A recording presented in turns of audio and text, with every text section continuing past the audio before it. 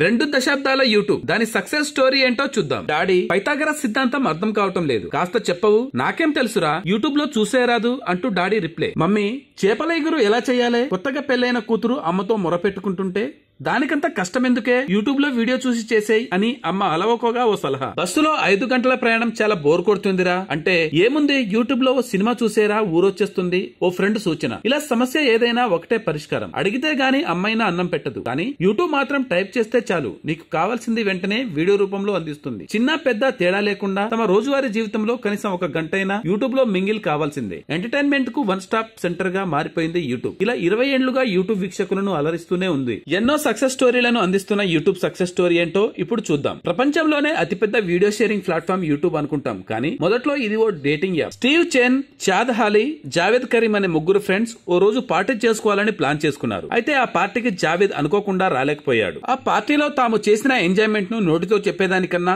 Video చూపించి చెబుదామని మిగతా friends బాగుంటుందనుకున్నారు. అయితే ఆ వీడియోను షేర్ చేయడానికి ఆన్లైన్ లో అప్పటికి అనువైన వేదిక లేదు. అందుకే వారు ఆలోచనలో పడ్డారు. ఈ ఆలోచన నుంచి పుట్టింది ఓ బిజినెస్ ఐడియా. ఓ సైట్ పెడదాం, అందులో వీడియోల ద్వారా అమ్మాయిలు అబ్బాయిలు వాళ్ళని వాళ్ళు పరిచయం చేసుకుంటారు. ఈ పద్ధతిలో లైఫ్ పార్ట్నర్ ని ఎంచుకుంటారు. ఇందులో మనం చేసేదే ఉండదు, ఎవరి కథ వాళ్ళదే. కాబట్టి యూట్యూబ్ అని పేరు పెడదాం అని అనుకున్నారు ఆ 3 ఫ్రెండ్స్. 2005 ఫిబ్రవరి 14న అంటే ప్రేమికుల రోజున యూట్యూబ్ ను ప్రారంభించారు స్టీవ్, చాద్, జావేద్. తాము ఉద్యోగం చేసి సంపాదించుకున్న డబ్బంతా అందులో పెట్టారు. కొన్ని లోన్లు తీసుకున్నారు. అయినా ఆ వేదిక సక్సెస్ కాలేదు. యూట్యూబ్ లో ప్రేమను పంచుకోవడానికి సిగ్గుపడ్డారు ప్రేమికులు. దీంతో ఆలోచనను మరింత విస్తరించారు ఆ 3 ఫ్రెండ్స్. ప్రేమికులే కాదు, ఎవరైనా సరే తమ వీడియోలను యూట్యూబ్ లో పంచుకునేలా మార్చారు. జావేద్ కరీం మీ ఎట్ ది జూ అనే పేరుతో జూలో తీసిన వీడియోను మొదటగా షేర్ చేశాడు. ఇలా మొదలైంది యూట్యూబ్. అయితే అప్పటికే యూట్యూబ్ పేరుతో ఓ సంస్థ ఉంది. యూట్యూబ్ కోసం వెతికే నెటిజన్లు కాస్త అయోమయపడ్డారు. దీంతో యూట్యూబ్ పేరుతో ఉన్న మొదటి సంస్థ ఇబ్బంది పడి కోర్టుకు ఎక్కింది. చివరకు ఆ సంస్థే రాజీపడి ఆ పేరును ఈ 3 ఫ్రెండ్స్ కు ఇచ్చేసింది. ఇక అప్పటి నుంచి యూట్యూబ్ అత్యంత ప్రజాదరణ పొందుతూ బొటుడింతై అన్నట్టుగా ఎదిగిపోయింది. ప్రస్తుతం యూట్యూబ్ లో ఉన్న వీడియోలు అన్ని చూడాలంటే 18,000 సంవత్సరాలు పడుతుందట. యూట్యూబ్ కు ప్రకటనల ద్వారా ఆదాయం వస్తుందని మనకు తెలుసు. గతేడాది యూట్యూబ్ కు ప్రకటనల ద్వారా వచ్చిన